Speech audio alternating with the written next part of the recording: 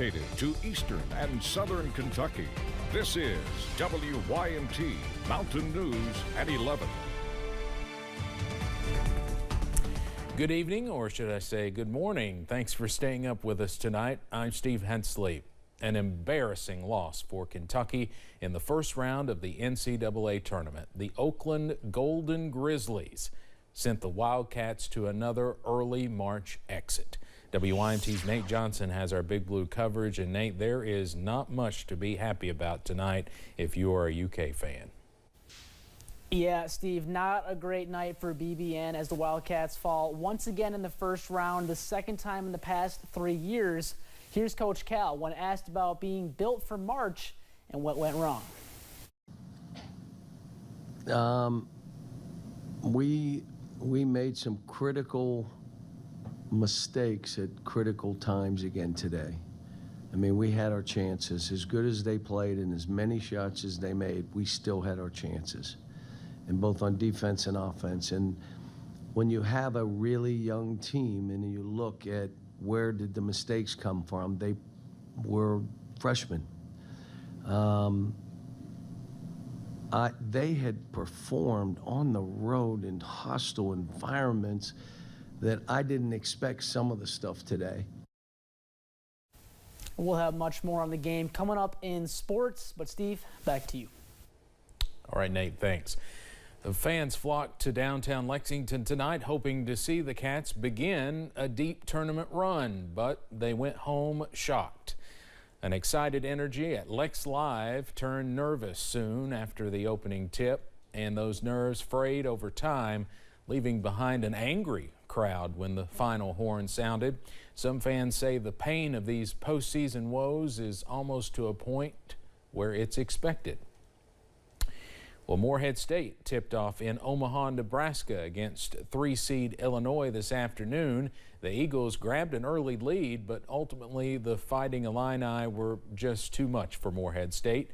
Brian Milam has that recap from Omaha. Hello from Omaha, where the Morehead State Eagles conclude an outstanding season against the Illinois Fighting Illini. Illinois just bigger, stronger, deeper down the stretch. When the game was all but decided, you could tell the emotions of the seniors was starting to come out, and it was caught on national television. I just credit my teammates for allowing me to come in every day and pushing me and just competing at the highest level. We got to where I wanted to be, and they allowed my dream to come true. As I said, truly blessed. It was fun. So it was a lot of emotion just off the strength that, not because we lost, but because we weren't going to get another day with each other. Once we came to that realization, the emotions just, they poured out. The last 4 years have been remarkable, with 94 wins, 4 total OVC championships, and a relationship which only an athlete can understand. An athlete whose collegiate career has come to a close. And not being able to just do one more closeout drill or just whatever the case may be, I think that's what hit the most. No one knows the future of the Morehead State Eagles or the MSU program, but one thing those young men did was provide a lot of special memories for everyone who roots for Morehead State. In Omaha, Brian Milam, WYMT Mountain News. Brian, thank you. And the third team from Kentucky playing in the NCAA tournament, Western Kentucky University, will take the floor tomorrow. WKU plays Marquette at 2 o'clock tomorrow afternoon in Indianapolis. Well, here's a bit of positive news today. 2 Mountain teams will play in the quarterfinals of the boys' Sweet 16 tomorrow at Rupp Arena. Magoffin County won yesterday, and Harlan County won its very first Sweet 16 game today, beating defending champs Warren Central 67-59. South Carolina signee Trent Noah scored 35 points. Later in the day, Trinity knocked off our final team in the tournament, Pulaski County, 50-43. We'll have more from the boys' Sweet 16 and look ahead to Friday's action later in sports. Miss Kentucky Basketball 2024 brought her title back to Pikeville today, parading through the streets for a community celebration. WYMT's Buddy Forbes followed along to see the Panther being cheered on by her school and neighbors. The title Miss Kentucky basketball has always been far in the back of Trinity Rowe's mind. I know it's what I've worked for most of my career, but obviously not really thinking about it, just trying to go out and play my game. But now the Pikeville Panther holds that title in her hands. It's been days and I still can't find the words. I feel super blessed. The same hands she used to earn it. So I feel like that's what's really important to me, is knowing that I got it, just being who I am and just trying to go out and play with the love and passion I have for the game. And her community is celebrating the first Panther to bring home the recognition from the Kentucky Lions Eye Foundation. I didn't know they were actually going to do a Trinity Row Day, so that was really cool. Parading the Panther through the streets of Pikeville. You guys are awesome! And hosting a pep rally in her honor, giving her a chance to encourage the next generation to reach for their dreams. And just getting to be in that position to where they're looking at you like that, it almost brought tears to my eyes, but again, I was trying not to cry. I really want you to focus on being good people, okay? Being good humans. But I just wanted to make sure and remind them just to try to be good people. Saying good people created a community that allowed her to thrive. I've met so many great people that have kind of all put into what I have today, so I'm just super thankful, and especially for my family. I obviously couldn't be here without them, and I want to give all thanks to God. That's a really big piece into going into the game. I pray before every game, and I just talk to him, and it just calms me down just to know that I'm playing for something bigger. Reminding hopefuls around the region, though she was the first in her school to bring home this specific honor. I've just been trying to talk to them and be like, hey, this can be you. Like, you know, it's not just a me thing, you know. I don't think they realize that they can do it too. So I think now they've kind of been like, okay, that's something I can work towards. She doesn't have to be the last. In Pikeville, Buddy Forbes, WYMT Mountain News. Rowe was given a key to the city and a proclamation declaring the day as Trinity Row Day. She also threw out the first pitch at the Panthers baseball game.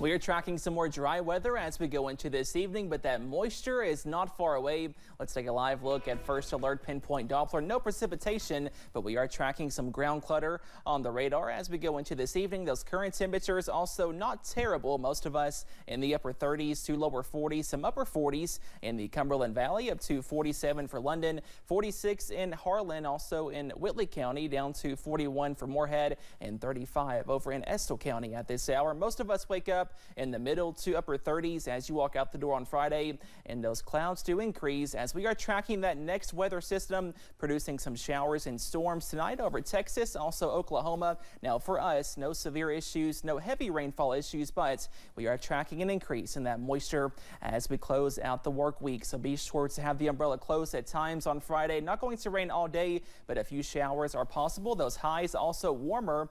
We top out in the upper 60s to lower 70s, but another freeze is on the way to wake up on Sunday. All those details coming up in just a little bit. Steve? Cameron, thanks. An $81 million grant will go towards a hydropower facility in Bell County. Today, Governor Andy Beshear announced the Lewis Ridge Pumped Storage Project will receive the grant from the U.S. Department of Energy.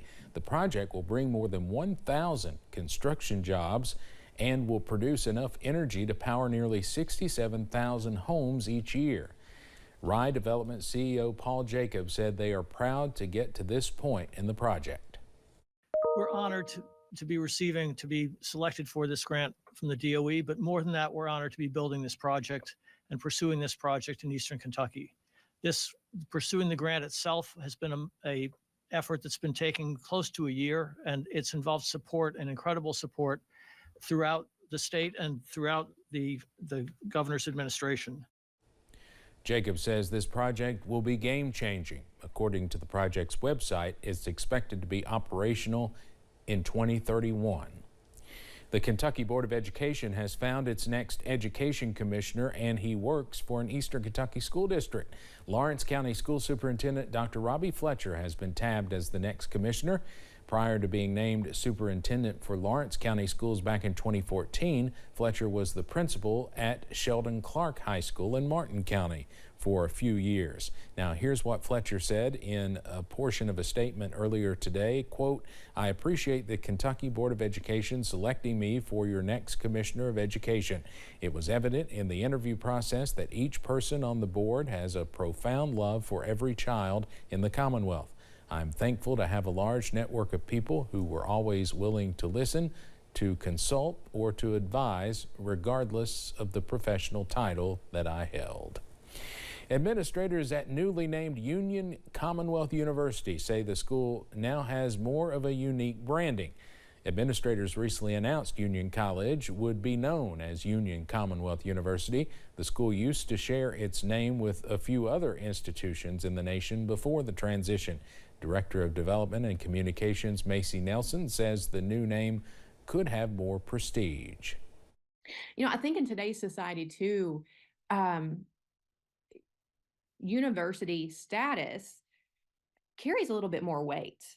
It has there's more prestige associated with it, both domestically and internationally. Nelson says the school could also use the acronym UCU on apparel. She says administrators surveyed several key stakeholders before coming to this decision. Coming up on this late edition of Mountain News, a memorial to honor all the victims of the July 2022 flood is in the works. Plus, rain chances are back to end the work week. Your Friday forecast coming up.